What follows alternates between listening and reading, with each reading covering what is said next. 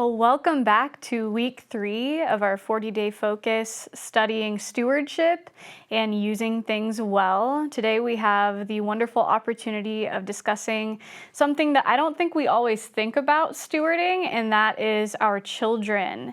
The Bible talks about the next generations to come and the children who will come after us quite a bit. In fact, when I was researching it, I realized that the Bible discusses it over 119 times. So it must be something worth looking at. I wanted to quote a couple of these verses to us before we get started with our conversation. In Psalm 71, it says, "O God, do not forsake me until I proclaim your might to another generation, your power to all those who come." In Psalm 145, it says, "One generation shall commend your works to another and shall declare your mighty acts." Psalm 22 says, "It shall be told of the Lord to the coming generation." Joel even says to tell your children of it and let your children tell their children and their children to another generation. And I love the Shema from Deuteronomy 6 that says, "Hear, O Israel, the Lord our God, the Lord is one. You shall love the Lord your God with all your heart and with all your soul and with all your might. And these words that I command you today shall be on your heart. You shall teach them diligently to your children, and shall talk of them when you sit in your house, and when you walk by the way, and when you lie down, and when you rise. You shall bind them as a sign on your hand, and they shall be as frontlets between your eyes. You shall write them on the doorposts of your house and your gates." So we see here and in many other passages just how much the Lord thinks it's worth talking about stewarding the generations that come after us. And I think when he was writing this, God wasn't talking only about moms and dads, but actually about the whole body of Christ stewarding the children that God has blessed us with. The Lord thought that this was worth talking about, so I think it's worth discussing it together. Dan, who do you think bears responsibility for the next generation? I can certainly see it being parents have primary responsibility. That's why we say it here at Bridges. But the verses you were just reading, when it's one generation bears responsibility for the next generation, this is the entire generation bears responsibility for the entire next generation. It's speaking corporately, or the Shema, the "Hear, O Israel, you know, the Lord is one. Teach this to your children. Write it on the doorpost of the houses." He doesn't say, "Hear, O parents, teach to your children." It's "Hear, O Israel." It's speaking to the corporate body. Or Psalm 78 is that we will speak of what we have heard and known, what our fathers told us. We will not hide them, it says, from their children, not just our children. We will tell the next generation the praiseworthy deeds of the Lord, his power, the wonders he has done. It's everybody in the generation has responsibility to raise up the next generation. Children are, our collective future, not just my children are my future.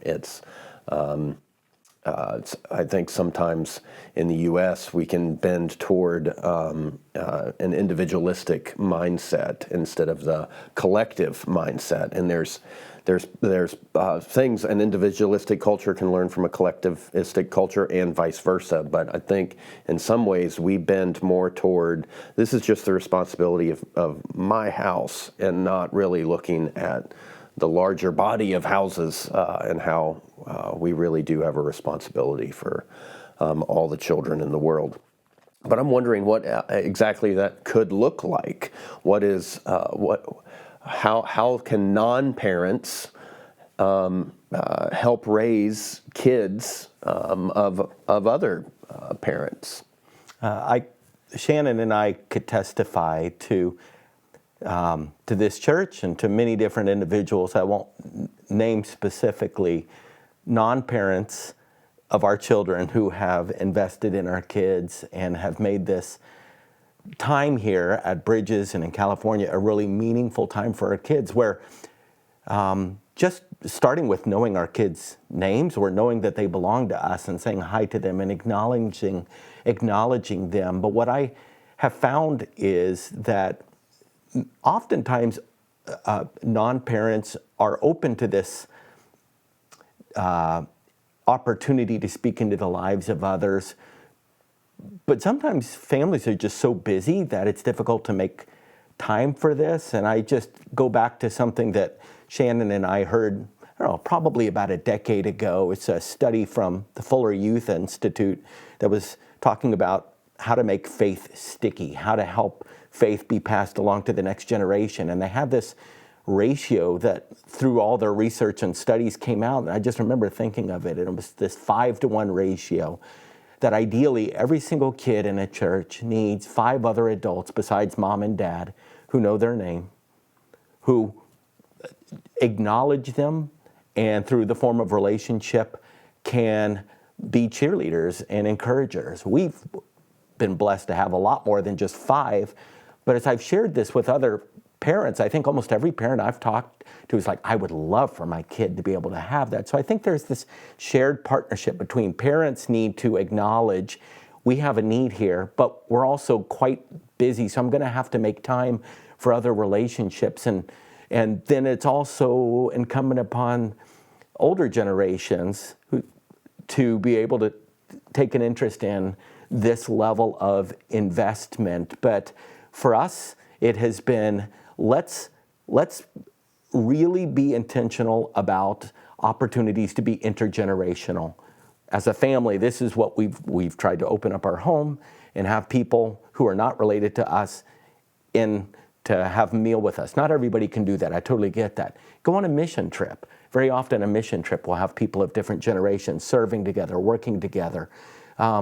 Whenever there's a service project like our Feed My Starving Children event or the Night to Shine event or the Fall Family Fun, these are all intergenerational opportunities. And so often churches become silos of adults are over here and kids are over here, and they don't have this connection except parents with kids. But I think it can be so much richer than that, and we are the recipients of that. So I like that 5-to-1 ratio and thinking through, am I on anybody's list of 5 for their own kids? How could I be a part of that? And when I have been in those circles with those individuals who've been instrumental in our own kids' lives, asking about them, praying for them, taking an interest in them, I often affirm those people because I want them to know, I'm counting on you. Thank you so much for being there. I think people need to hear that.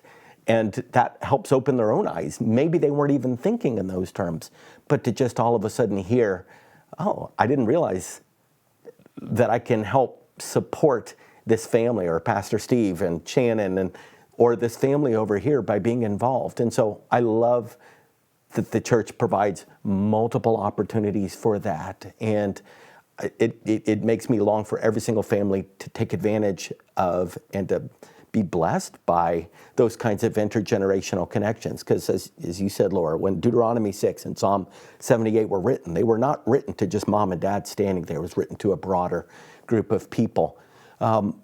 This idea, though, of people stewarding the next generation, I think one of the things we've all heard, and it's a natural response, but wonder what it is that we would say about it for a person who's like, I'm done raising kids, or I'm not really a kid person. I don't like, some people are gifted to do that. That's not really my gift. So I'll let other people do that. Laura, how would you respond to somebody who's like, I don't see how I can really be involved here because I'm not really a kid person, or these are not really my kids.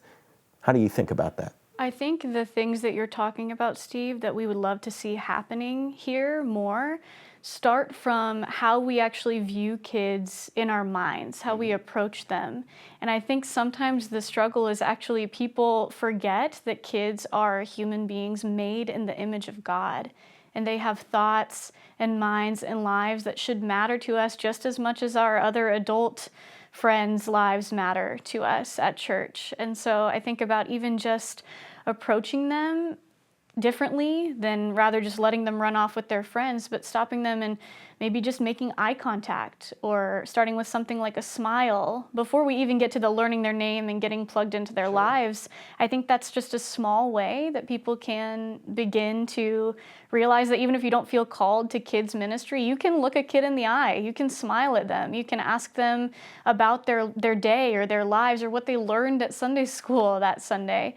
I think it's way more simple than maybe we realize. And I think another way to approach it for people who maybe are older and feel like they're done raising kids is thinking back to what it was like for yourself and maybe even giving other parents a break in some way. Thinking about how you can be serving parents is a great way to also serve kids. But yeah, I just think of this image of God mentality, really utilizing that as we approach children and not just reserving that for people who are adults. Their ideas matter. I know for me, I love listening to kids. I think that a lot of them have things they want to say. And so just being a person who can be a listening ear is a great role that you can take on even if you don't feel like you're really a kid person. I mean, if you have the capability to listen, you can listen to kids. And I think also with this, there's sort of maybe a heart posture there that we could ask God to work on. Like asking the Lord, help me, to really see kids as people who matter and as people who I have a responsibility to, for this next generation, to raise up and pour into them.